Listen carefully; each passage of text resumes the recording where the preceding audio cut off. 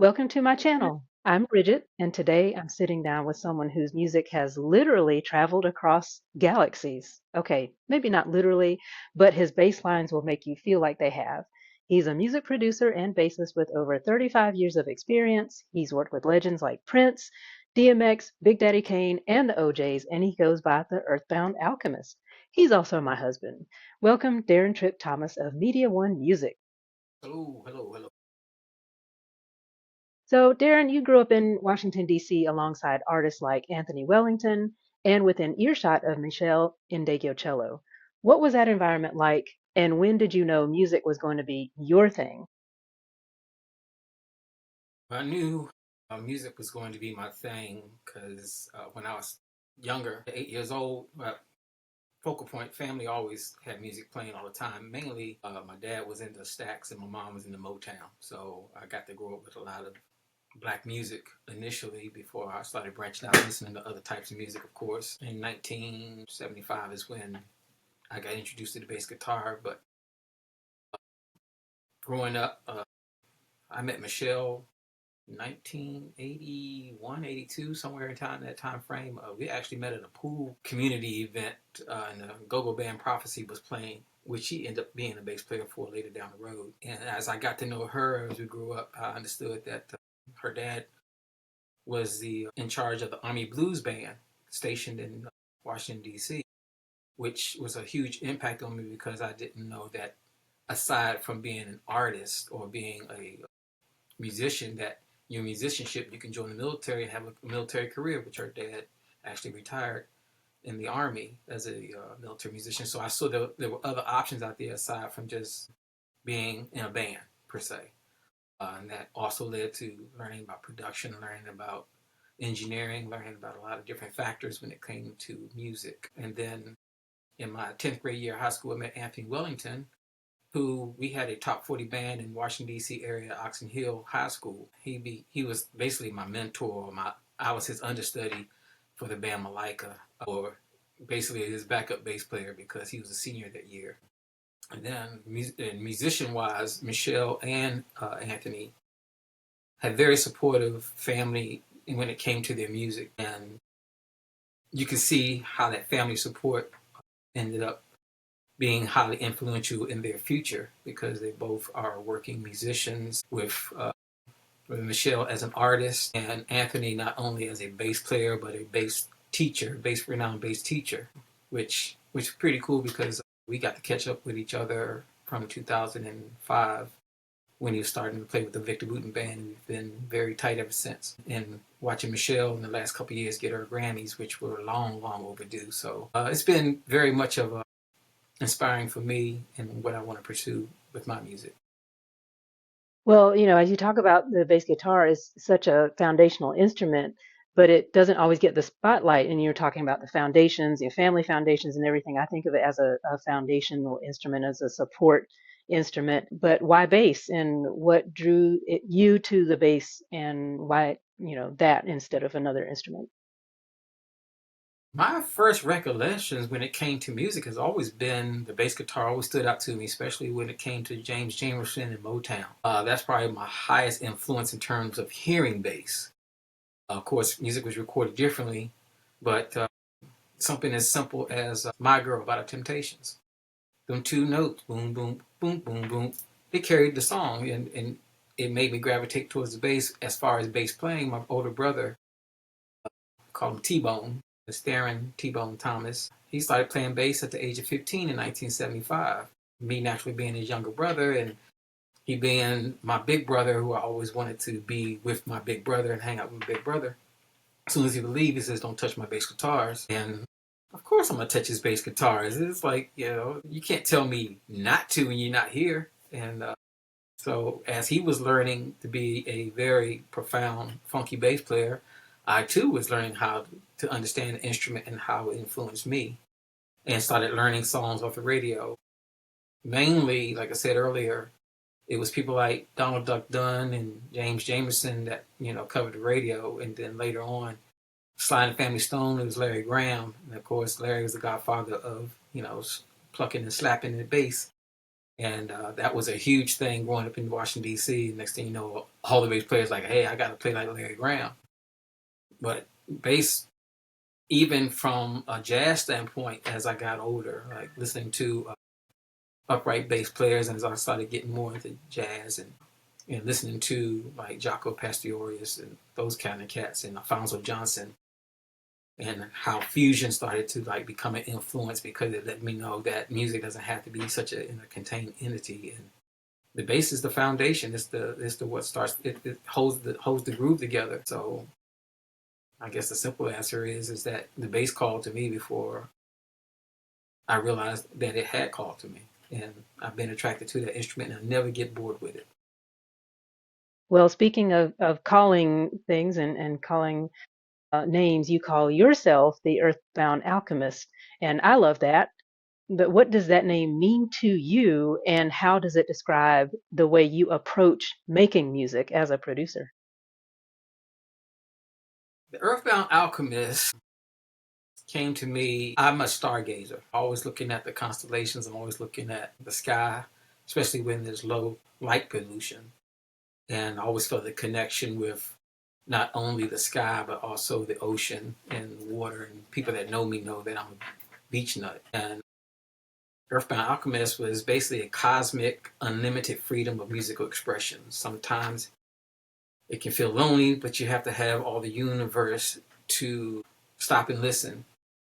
Then the alchemy part expresses creating the music, which, in my opinion, is a form of magic we have inside each and every one of us. So the alchemy part, it makes me blend all different types of music that have been influenced to me. So it's almost like magic in and of itself. And like I said, I believe music is very magical, and it's the one thing that unifies us all. And when you create music, you blend R&B and jazz, funk, soul, even some EDM and dance. So how do you decide what your track needs? And like when you hear it in your head, is it that process or does it evolve as you're creating in the studio? How does that happen? Believe it or not, it's all the above. Sometimes I have something pop in my head. Luckily, with the technology, I got pop it on my iPhone and hum the tune and make sure I don't forget it. Sometimes I'm sitting in front of my bass guitar and I might come up with something, and that'll let me know in and of itself what key is going to be in, what style is I'm going to decide to play it in.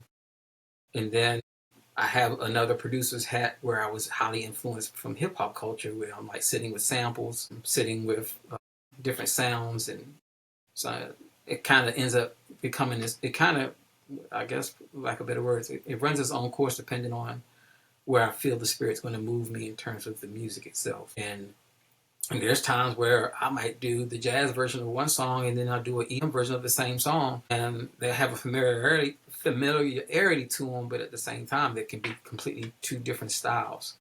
And so I let the cosmic universe tell me which way to go, and I kind of go with that. Well, you mentioned technology and you've been doing this for several decades. So how have you seen music production change the most and what things have stayed the same? Well, luckily, and I say very luckily, I come up in analog into digital, especially in the mid 90s when things really, the big studios started to close down because everybody was having access to software. So that was the first driving factor in production. Before it wasn't software, it's like you had to know your instrument, you had to know how to play your instrument. Sometimes you might be required to read music, or at least as a producer, listen and understand what your client is wanting you to pull out from them, and also still embed your skills and your style into the production. And then, of course, recently we have the proliferation of AI music, which a lot of people are having a very controversy about it. Me as a producer, I don't look at AI music no different than I look at any other. No matter how good you might think AI can be or not, and it's actually a wonderful tool, it still can come up with a crappy song just as no difference than any other type of music. The foundations of it all comes down to if it's a good song, good songwriting. And you can't program that in just to an algorithm. You can't program a feeling necessarily into algorithm. You might necessarily copy the feel of someone else's work. But uh, like I said, I use AI as a tool, but I use it no different as time has gone on. I use it no different than I would have used a keyboard back in the day, or piano back in the day, or any type of electronic equipment, a drum machine, X, Y, and Z. All of it built onto this same thing, and I still would go back and use some of those devices in addition to the new technology that we have. I think, long as the creative process is still there, it'll be utilized. Now, will it be abused? That's to say, under people's opinion, but you still got to get on stage and perform. And so you can sit behind the desk all day, but I still say you are required to learn your instrument, be it your voice as an instrument or be it an actual musical instrument. Well, speaking of performance and specifically vocal performance, you're currently the producer, bassist, and musical director for former Prince vocalist Shelby J. So, what does that role look like today? Shelby and I have gone, we went back, we go way back even before she knew Prince. She started with Anthony Hamilton. Well, actually started with Groove Theory, but she's been singing basically all her life. We met through a friend of hers and mine, a guy named Ampway, and it was instant chemistry from the get musically. And I watched her from singing with Martin Luther from the Roots to being with Larry Graham and then being with Prince. And of course, before all that, she was singing with Anthony Hamilton. In between touring with Prince, we started working on her own project, which we released in 2017, which is her album 10, which is still out. And we're currently working on new projects as we speak that will be coming out later on this year. Shelby is not only a wonderful friend, but musically, she introduces me to everybody. I mean, there comes times where she'll put me on the phone with some of my heroes that I grew up with, like with Jesse Johnson and Pino Palladino, and gosh, I mean, if I could go on and on about the people that I've met, Patti LaBelle, gosh, Shaka Khan, but Shelby has always kept me in the loop musically, whatever she's doing, and I've always been very comfortable in the background with things, but I'm starting to learn to kind of put myself out there a little bit more as an artist myself. And in doing so, I know that you work with other studios as well, and Media One Music is described as a highly versatile production company, TV, film, and podcasting, radio streaming. Where do you see your biggest opportunity for musicians and producers right now? I know you work with Sonark Studios here in North Carolina. So, what else is on the horizon for you? Currently, I'm working on my own music. I've done so much work for everybody else that I keep neglecting to take care of my own needs in terms of getting my musical signature out there. So I have two projects going on right now. One is called the Earthbound Alchemist, which you discussed earlier, and I also have my own band, which is called the Elemental Groove. And not to say it's weird, it's like the Earthbound Alchemist covers more of my R&B, EDM, funk. It could be pretty much anything, whereas the Elemental Groove is more live instrumentation. And I'm highly influenced by groove type bands like Lettuce, of course. Prince has been probably my biggest influence, as you probably can see with the hat and other things. And that diversity is really stemmed from Prince. He never limited himself to a particular style. It was not uncommon to pick up a Prince album and you're going to get R&B, you're going to get jazz, might get some classical, you might get some dance music. It never. And so that's been highly influenced on me as a musician and a producer. And I'm not saying that I can do it all. I'm not trying to do it all. I have other musician friends I collab with. Their input is just as important to the music as what I say that I might want, and what I might want might not fit better to what the musician might provide. So I keep myself open to make sure at the end of the day I get the best recorded performance to my music.